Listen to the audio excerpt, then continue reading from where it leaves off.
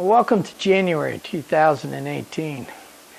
A lot has gone on, and first of all, I want to give a shout out to the newest crew member, and I'm going to go into the story of how Adam joined up with this. Adam came out with Jonathan and another friend of theirs to come borrow my wood shop and to do some pine wood derby work. And John said, hey Mike, maybe you want to show all the kids the layout.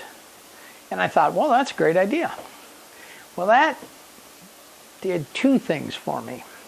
First of all, we have an entire phone system, and if you look back, you see in the videos that I actually have what they call a local phone company located just right here in the shop. It doesn't connect to the outside world. All it does is connect to all the different connections, and there's phone numbers between each of the towns and my dispatcher's desk.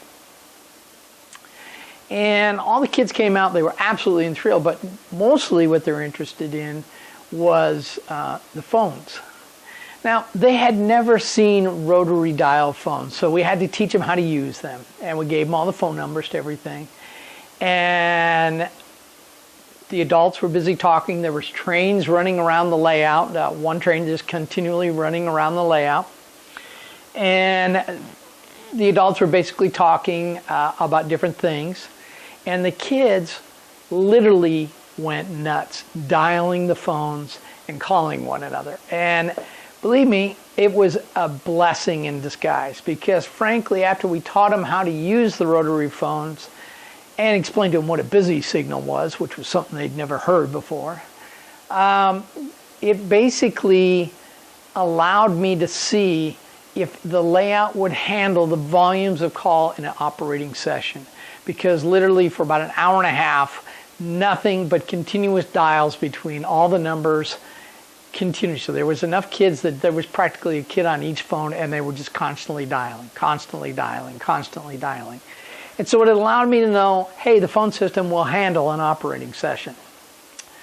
So I am thrilled to hear that. We had a great time with all the kids. They all got to enjoy watching the trains, but more importantly, they got to enjoy using the phone. But through that, Adam, who was absolutely interested in what was going on, mainly because of some of the things that we do. We have little tablets, little tablets that we use to basically run the layout. These will be throttles. These are 7-inch tablets. And we have a couple of those. But the other thing we were looking at doing from last video, John and me kind of did a little addition and found out we could get some of these knockoff Android tablets from China, about 45, 50 bucks, and they're 10-inch tablets. And the only thing we want off of them is basically the web capabilities, because, we can, on our phones, using JMRI web server, we can actually get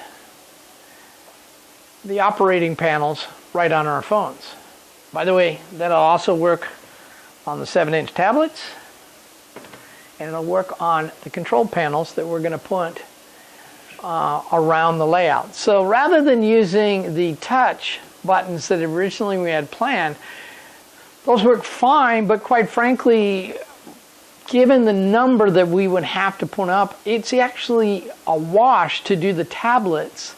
And the advantage to doing the tablets, because they are just a web server of the JMRI, is just a web server of what the panels are.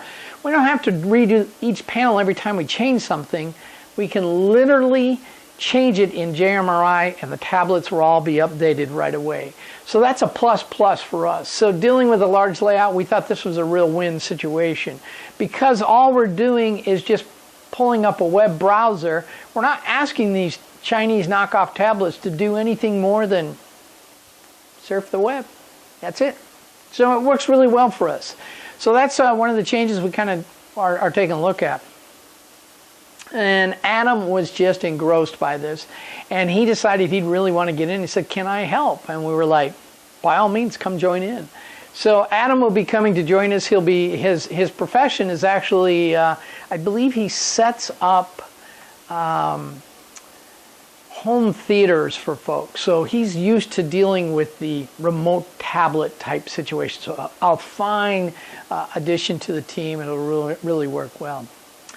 We're going to make some changes to the channel, mainly because of the fact that, quite frankly, I'm going to be honest with you. For us to do the scenery and get everything done, we take everything out, we put it up, we work on it. And then when we do this video, that's a whole 3 to 4 days that it takes me to put a video together. And then I have to set up all the camera equipment, all the lighting equipment and everything else. I do my videos, and then I go to the editing office, and then I have to tear this all back down again so I can get everything ready for another work weekend. And doing it once a month, really, I have 2 weeks, 2 weekends out of the month that I have the crew out. And then I have 1 weekend that I would actually be doing work on my own. And then I have a week that does the videos. And you can see just doing that just sucks up a lot of time. So we're going to go to a bi-monthly format. And frankly, I think it'll be more interesting because seeing how fast things go sometimes, it takes a lot of time to do scenery, and I think it'll be more interesting. But we'll get into that in a little bit. Some things that that if you've been watching on the Facebook page, I've been working on a pair of SD9s, and these are some old lifelike Proto 2000 locomotives. Walters, of course, bought them. But the locomotives I have are the old Proto 2000 ones.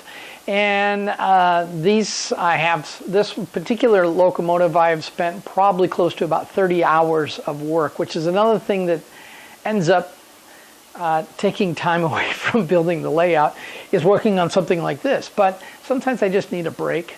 And so this is one of the things I decided to take a change to. And we'll take a look at what I've changed on this.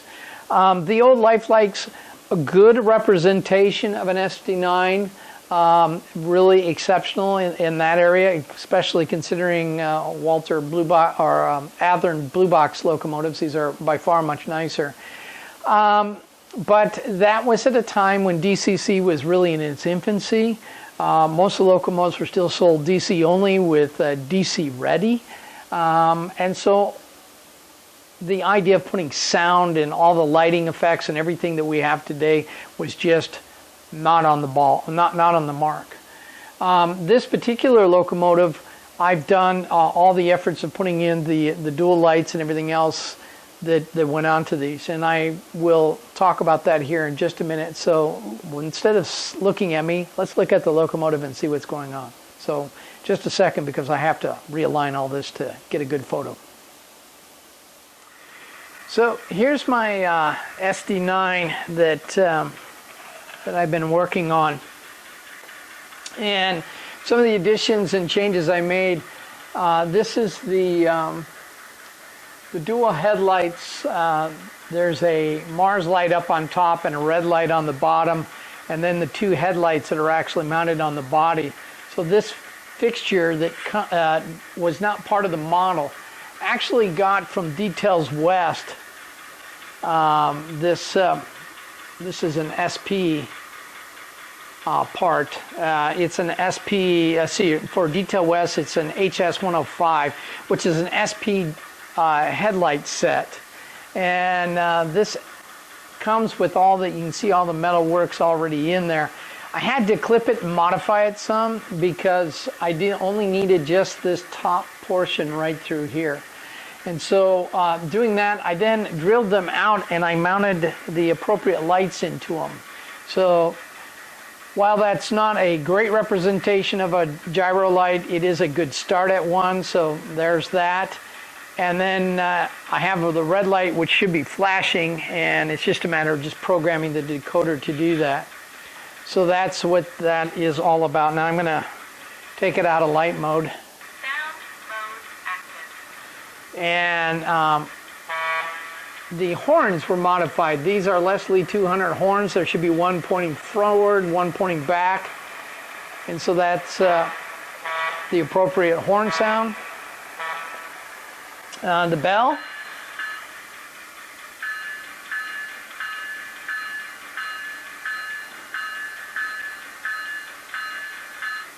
So that works pretty well. Really overall, the sound quality is absolutely fantastic. I can actually, I'm going to hold the locomotive here so it stays in sight, but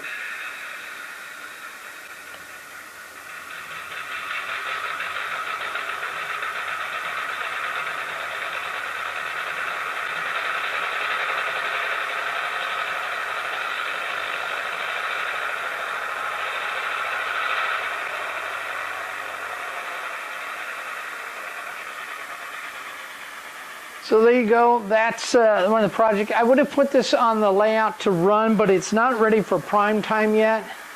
I've got a short in either the Keep Alive somewhere in there or somewhere close to there, so it's not ready for operations yet.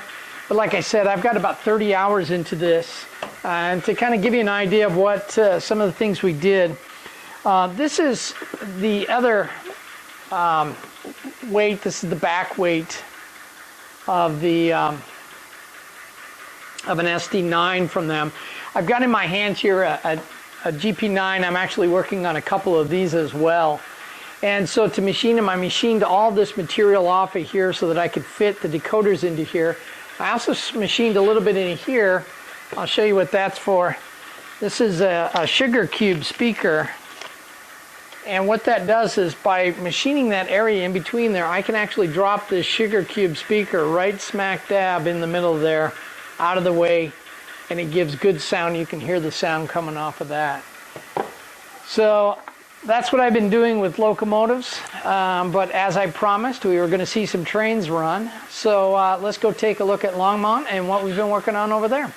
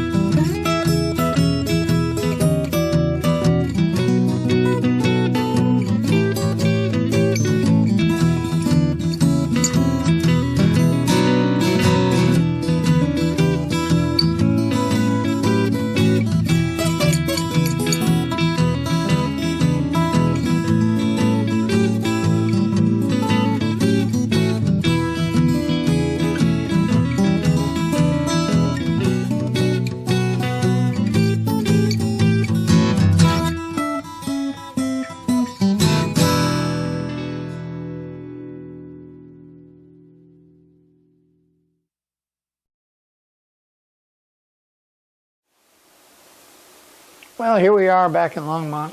You can see that a lot has been accomplished. We even actually have our first layer of ground cover down by the foundry. One of the more enjoyable things as a modeler is when somebody comes out who's not a model railroader, never seen this kind of stuff before, comes out and walks down the aisle and looks at the building set up here in the background and says, that's a foundry. That just means that I've done my job right and it's a believable situation.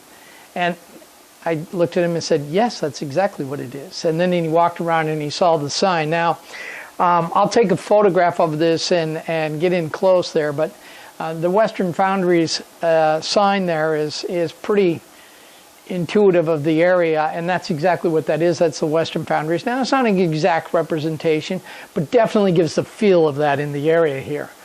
So the foundry's done. You can see all the chain link fence that's up there, and that is now all surrounding everything. I think you saw as the trains were coming through, that is the case. That everything is just about completed. It's not there yet. Most of these fences are not finished, mainly because of the fact that, well, to be fair, I have to take them back out. I put them in for the video, but they come back out again so I can finish doing the groundwork and making that look exactly like it should look like, which is a dusty area that metal gets poured and milled out over in that area there. You may have noticed also in the videos that a couple of times the engine stuttered. The engine stuttered because my frogs are still cold. They're not hot yet. I need to finish wiring those up, and that'll then complete all of that. The other thing that we've been doing is, I know that you saw in the last video that I've been working on some prototype motors to make it easier for us to install. John took over the project this last work weekend. I gave him the 5 different prototypes that I had and showed him a new idea I had and some new product. He came out with a new one. We actually installed 2 of those motors that are in. We're testing them right now. If they work, that's the idea we're going to go with. It's a very simple process. It makes it easier for us to put them in. So that's good news as we move forward on that. And once that gets done and those prototypes get finalized, we have 1, 2, 3, 4, 5, 6, 7, 8, 9, no, 8 new turnouts ready to be motorized and set up. And once that occurs, we will actually get our first panel here for using a touchpad to have the local controls. Now these will be locally controlled, so the panel will actually be here with the with just what turnouts they have local control over, and then a separate panel will actually control the turnouts that they can't have. Mainly being just the end ones out here. These sidings that are coming into here, we did this again. I think if you've seen the last couple videos, you've seen why we made the decision to put the siding through the middle of the town, which is more prototypical.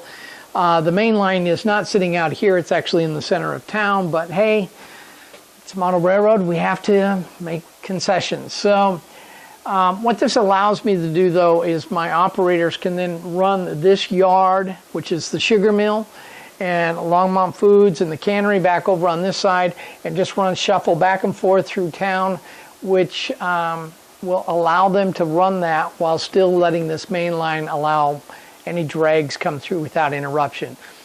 And who knows, maybe we'll pull a drag through town once in a while, because that's really what happens. So you can see that we've got most of town done. I actually got all the sidewalks put in. I know you can see some of them up close there. Anything that's coming out of here through this part of town is not going to have sidewalks. Matter of fact, Ken, who does a lot of the photographing of Longmont for me, who lives there, made a comment that, hey Mike, there's no sidewalks next to the foundry. And I knew that. Actually, I had Google Earth it enough times that I knew there was sidewalk on the opposite side. When I first put it down, I didn't like the look of it. I wanted to have that feel of actually being in town, so I went ahead and put them down. Again, that's just my prerogative to go ahead and move forward with that. You can see most of the buildings are in place. We're already, the curbs are in. I don't know if you can see them right here. You might or might not. These are the curbs right in front. Then the sidewalks are sitting back here, so there's a space in between here. All that will have to be placed with grass. Now, I know if you've looked at some of the other videos in the past, you saw that I did wild grass out on the other side of this peninsula here. And that's pretty much done except for finishing up the rivers and things like that. But in this area here, this is in town, so a couple things are going to be a little different. We have lawnmowers and people taking care of their grass and wanting to have their yards look nice. Even though it's the fall, so the grass is turning yellow, it's still going to be fairly green. So I got to kind of work with the palette a little bit. I don't want it too green because then it will look really funny against that backdrop. But I want it just enough green to give you the intent that it is October coming into November and you've got the grass dying off, there has been some snow. So that's the kind of effect I'm looking for.